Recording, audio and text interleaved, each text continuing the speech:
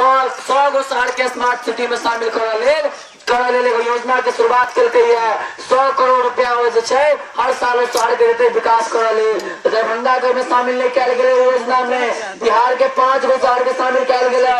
पटना गया, बिहार शरीफ, मुजफ्फरपुर, पटना गया, बिहार शरीफ, मुजफ्फरपुर एकरा सबके शामिल किया गया। भागलपुर के शामिल किया गया, लेकिन दरभंगा के शामिल नहीं किया गया।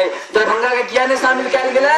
एतक के विधायक सब निकम्मा है, एतक के सांसद सब निकम्मा है, एतक के जनता जे छै से अहाँ के बेवकूफ बन जाय छै, बेवकूफ बन जाय छै। एतक जनता जगियो, जब विकास चाहिए तो जगियो।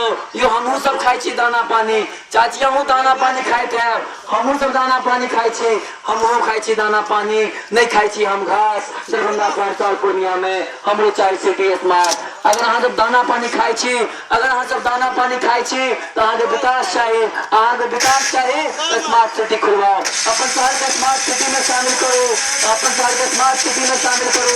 अहाँ के शहर स्मार्ट सिटी में शामिल है तो अहाँ के रोजगार मिलत। दिल्ली मुंबई की सरकार